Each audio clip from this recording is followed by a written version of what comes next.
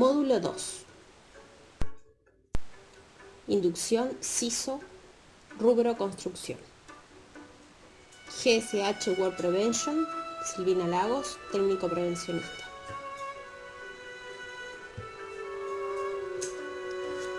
Este módulo se va a componer de la filosofía cero accidente, principales riesgos en la obra, equipos de protección personal y colectivo, máquinas, equipos y herramientas.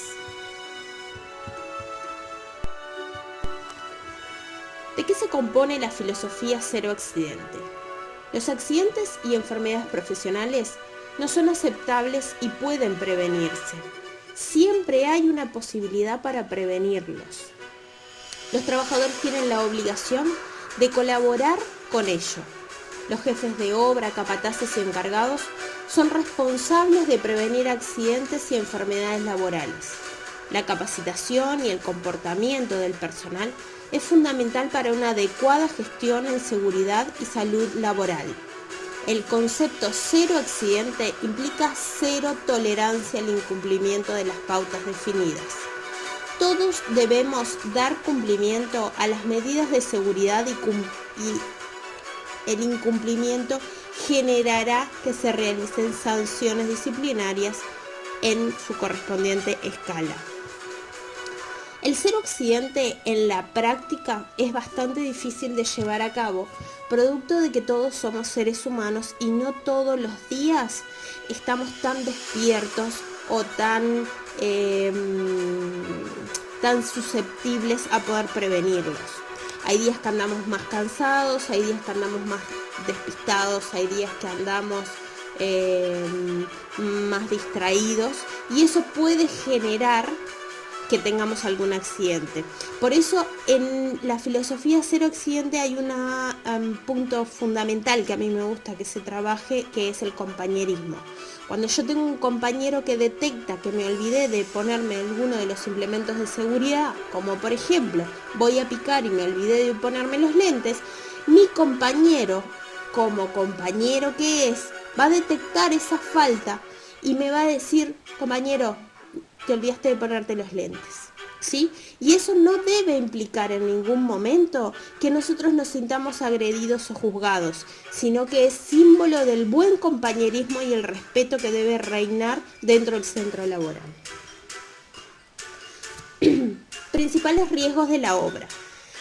Básicamente, una obra es por sí misma una zona de riesgo y hay riesgos generales a considerar y tener en cuenta para evitar tener accidentes, para lo cual tenemos que identificar cuáles son esos riesgos.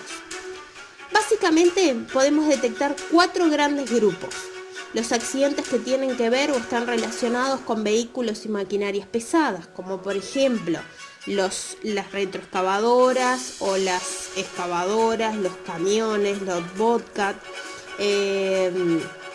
tractores, lo que vayamos a poder tener dentro del lugar de trabajo. En este caso, nosotros tenemos que tener muy presente que el chofer va a tener puntos ciegos. Puntos ciegos son aquellas zonas donde desde la cabina, desde donde el chofer o el maquinista está sentado manejando la máquina o el camión, el vehículo, no puede ver por distintas razones de altura o de estructura del mismo equipo hacia determinados lugares. Y ahí se marcan 2 pautas muy importantes. Una que tiene que ver con qué es lo que el maquinista puede y no puede hacer y qué es lo que la gente que rodea esa máquina o que está trabajando en ese lugar puede o no hacer. Y ahí es muy importante que si nosotros nos tenemos que acercar a la máquina o nos tenemos que acercar al vehículo, el maquinista o el chofer nos dé el ok, o sea, nos dé la habilitación para acercarnos. ¿Eso qué quiere decir? Que no solamente tengamos un contacto visual, sino que también tengamos un contacto de que él nos habilite a pasar, ¿sí? Puede que nos vea y puede que él asuma que él no puede, que yo no voy a pasar porque él está realizando una tarea. Les doy un ejemplo muy básico en este rubro. hay una retroexcavadora haciendo un pozo para una cámara sanitaria. Mientras está haciendo el pozo, la máquina va con la pala, levanta una carga, que es la que le permite la misma pala, y gira hacia el lado derecho o hacia el izquierdo, donde va a descargar esa cantidad de material que sacó de ese pozo. Yo no puedo en ese recorrido de la máquina, en ese radio en el que está trabajando la máquina, no puedo meterme a trabajar en el medio al mismo momento que la máquina está trabajando, porque cuando la pala vuelve al lugar para sacar más material, perfectamente podría impactarme, podría chocarme, por decirlo de alguna manera, y podría generarme lesiones hasta muy graves, ¿sí?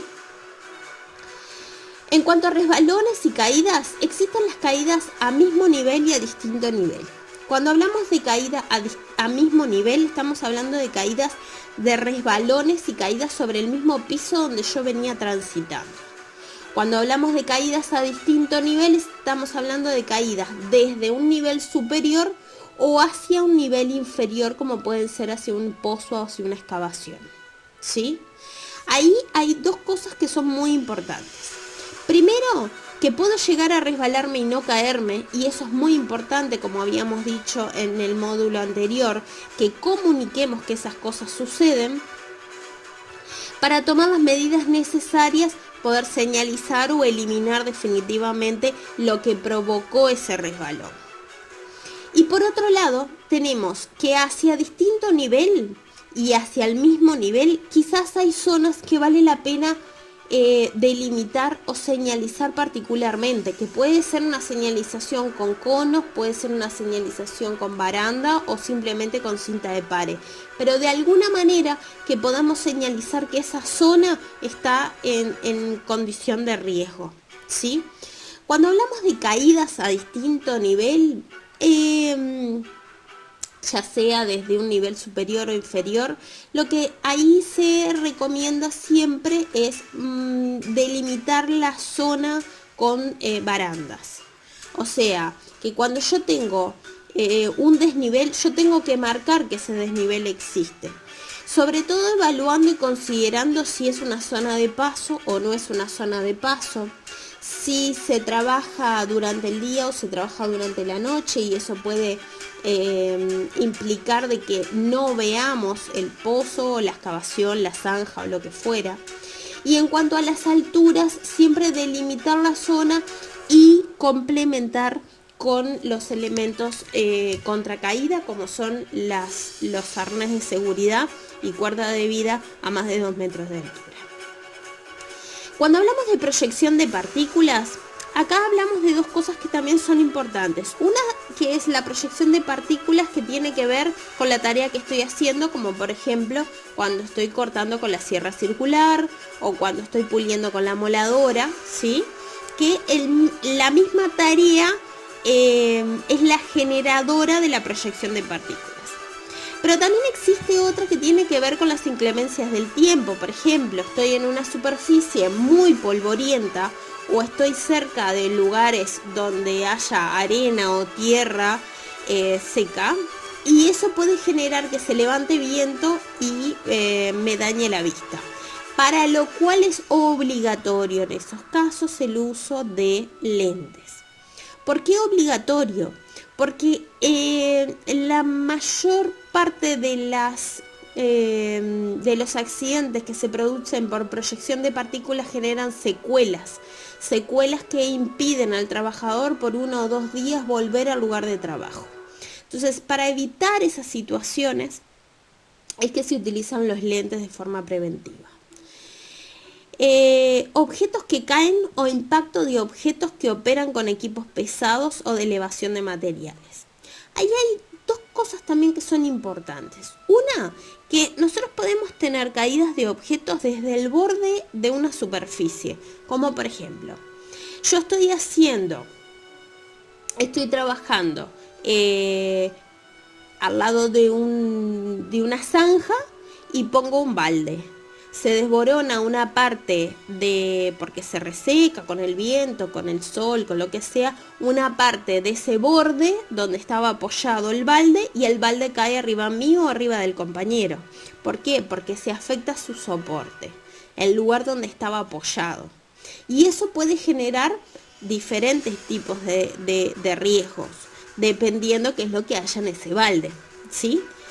En cuanto a lo que tiene que ver con equipos pesados y materiales que se elevan, estamos hablando específicamente de lo que tiene que ver con camiones grúa, que tiene que ver con guinches, que tienen que ver con grúas propiamente dichas, o por ejemplo cuando utilizamos alguna retroexcavadora para llevar un tramo de un caño, por ejemplo, de un lugar a otro.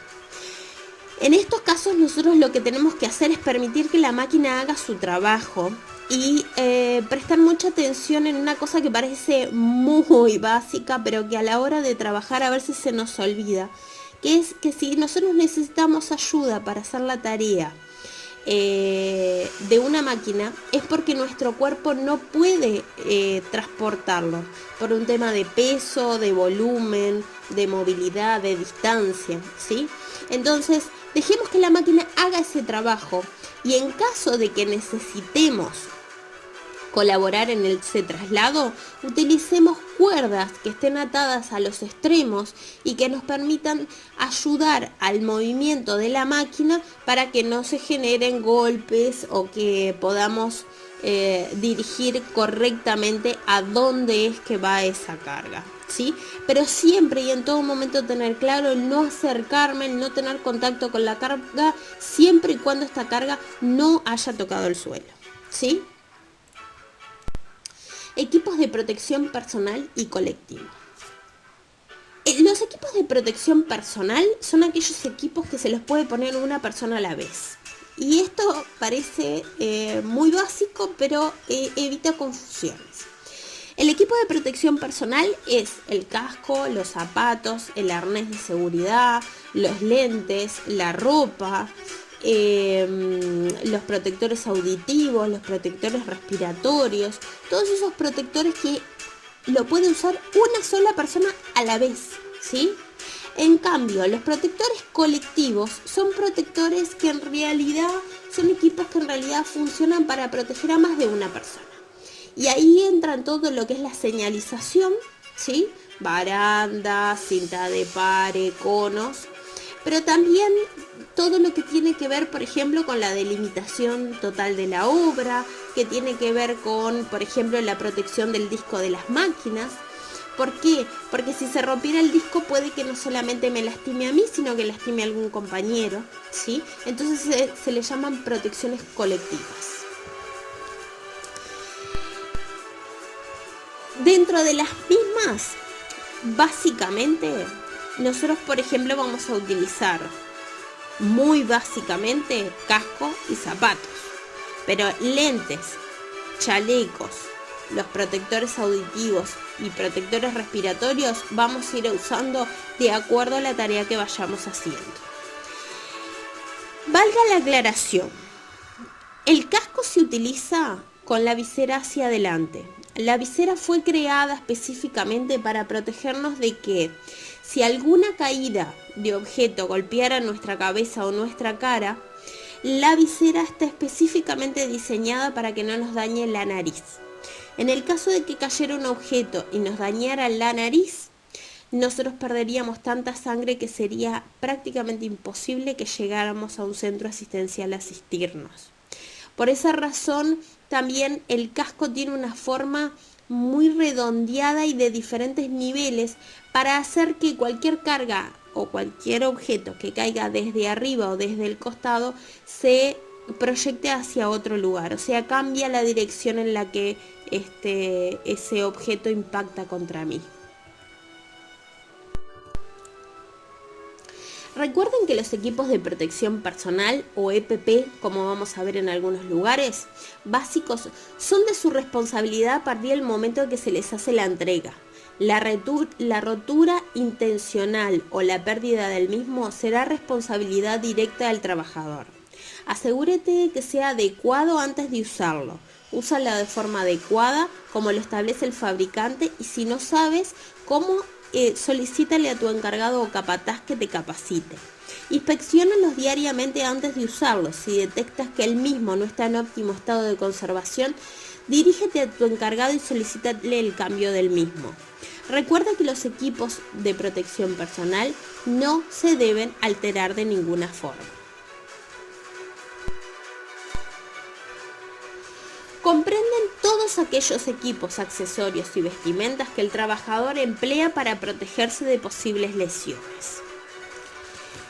Los equipos contra caídas se utilizan de forma obligatoria a partir de los 2 metros de altura, ¿sí? La cuerda de vida siempre debe estar amarrada a un punto estructural como una columna o una pared o un lugar previsto para amarrarse.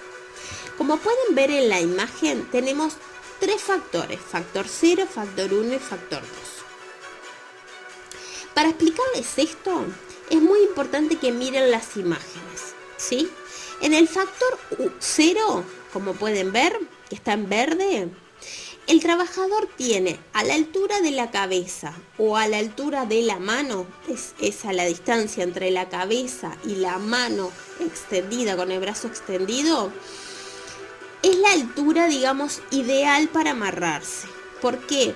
Porque en el caso del trabajador caerse, en caso de cualquiera de ustedes se pueda caer, el factor, digamos, la distancia de caída va a ser tan corta que ustedes mismos van a poder salir de esa situación. O en general podrán salir de esa situación. Y además, al mismo arnés no les va a hacer daño, ¿sí? En cambio, en el factor 1, el trabajador, como pueden ver, está en color naranja, van a ver que tiene a la misma altura donde se conecta el cabo de vida al arnés, tiene a medio pecho, digamos, a media espalda, el lugar de anclaje. Y eso hace que aumente la distancia en comparación al factor 0. Por obvias razones, la distancia va a ser mayor y esto puede llegar a generar que nosotros nos golpeemos con algo en el camino o que el mismo arnés nos pueda empezar a hacer daño. En el caso del factor 2, que es el factor que tendríamos que evitar, pero que en algunos casos no se puede evitar por un tema de que estamos en ascenso de la estructura y por lo tanto no tenemos un punto más alto que el nuestro para podernos amarrar. En este caso tenemos que ser conscientes del riesgo que implica el efecto péndulo, que es el efecto que se produce cuando yo me caigo y quedo colgado con toda esa distancia. O sea, se extiende por completo el cabo de vida y se extiende y cede el mismo arnés. En este caso no solamente me puede lastimar el mismo arnés, sino que también me puedo chocar con otros objetos que hayan en la vuelta. Recuerda que los equipos de protección básicos son responsabilidad de quien lo posee a partir del momento de entrega, ¿sí? La rotura intencional o la pérdida del mismo será responsabilidad directa del trabajador. Asegúrense de que los equipos estén en condiciones antes de usarlos y úsenlo de la forma adecuada, no inventen, ¿sí? La inspección diaria de ellos, y esto se los repito a propósito, la inspección diaria de ellos es importante. Si ustedes detectan que algo no está bien o no está como lo dejaron el día anterior, díganle al encargado qué fue lo que ocurrió. Y recuerden que los equipos no se pueden alterar de ninguna forma.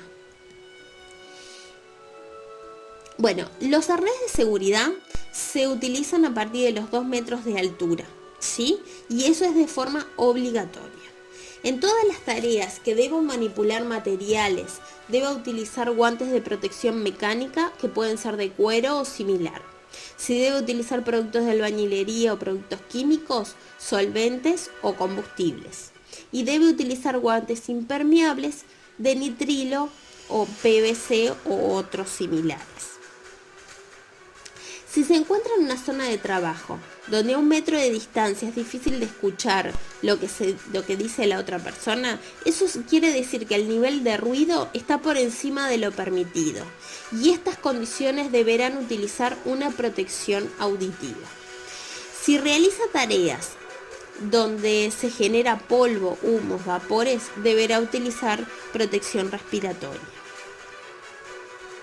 Recuerden la señalización. Hace un ratito estábamos hablando de que es un equipo de protección colectivo. La señalización en realidad nos va a informar y nos va a identificar una condición de peligro. ¿Se acuerdan que en el primer módulo nosotros hablamos de la diferencia entre peligro y riesgo? Cuando nosotros hablamos de peligro es algo que nosotros no podemos controlar. Lo que nosotros hacemos utilizando los equipos de protección colectivos, en el caso de señalización y balizamiento, es señalar que esa zona tiene condiciones y situaciones de peligro, en las cuales si yo me acerco o sobrepaso ese vallado, el riesgo, o sea, la materialización del peligro, el mismo accidente o enfermedad profesional, se va a hacer inminente, o sea, se va a hacer concreto. Por lo tanto, hay que respetar en todo momento las señalizaciones presentes en la obra. Ellas pueden salvar la vida. El retiro no autorizado de un balizamiento o de una señalización o rotura de las mismas es considerado una falta grave que amerita las sanciones disciplinarias correspondientes.